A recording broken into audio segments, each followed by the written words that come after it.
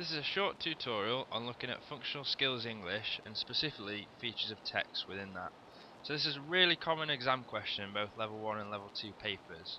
What they could ask you is simply pick out 4 features of text.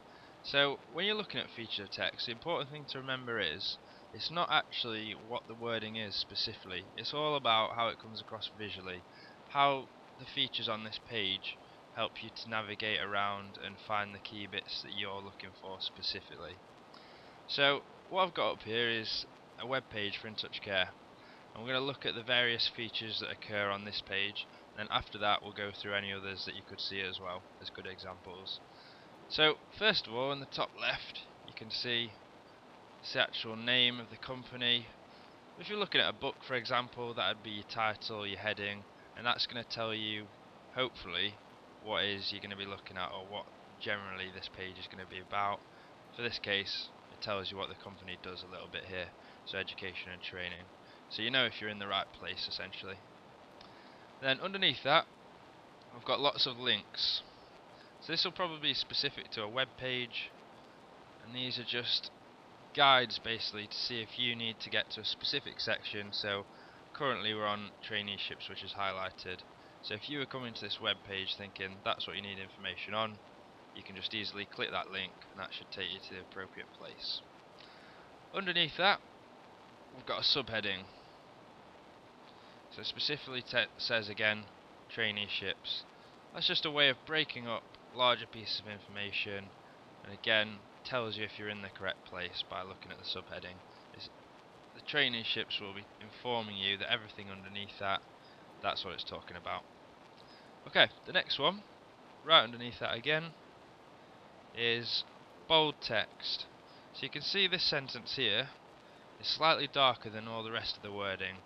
So what that does is it highlights what they feel is key or important information. So anything they want to make stand out or help you to remember, that's going to be in a slightly darker text.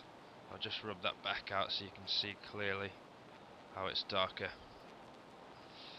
Okay, then the one underneath that, we can look at, it's actually spaced. So in between each of these sentences, they've got a bit of spacing. So that's using paragraphs. That's commonly used just to split large bulks of text up.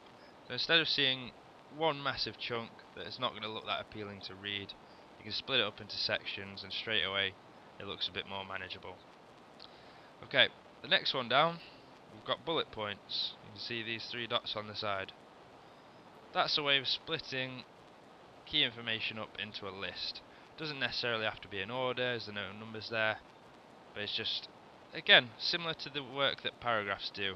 It's splitting a large amount of information up into smaller, more manageable chunks. And finally, over on the right hand side, we've got a couple of images.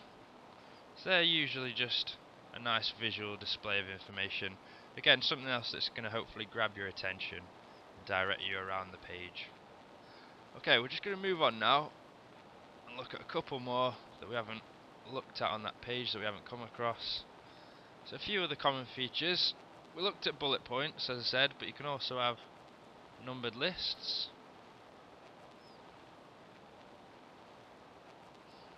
They do a very similar job to bullet points. The only difference is that they need to be in order. So that's what the numbers are there for. So for example 1, a bit of writing here, 2, a bit of writing, 3, etc. So this could be a recipe or instructions for cooking. So it always needs to be in that logical order in order for it to work. Okay, another one you could have would be italics.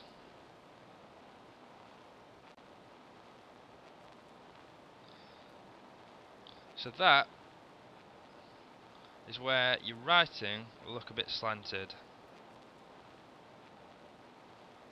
So over to one side like this. Again, it's similar to bold, and the uses of bold is just to try and make certain words or phrases stand out from the rest a little bit. So your eyes pop over them more easily. Okay, underneath that we can have underlined. This is often used in titles, just to highlight the importance of them, or again, to show that information is really key and worth remembering. So that's another feature you could have. And then finally, you can have any sorts of charts, images, captions go with images a lot, just to show you or tell you what the image is about.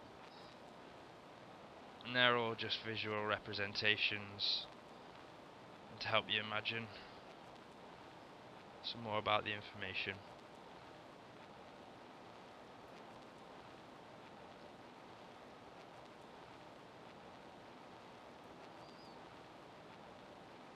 I'm just going to write those up.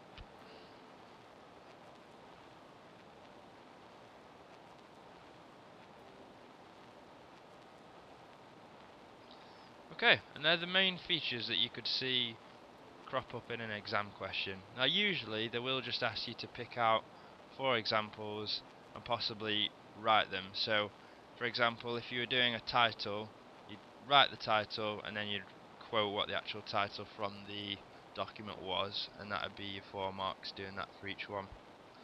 And that's the end of this tutorial.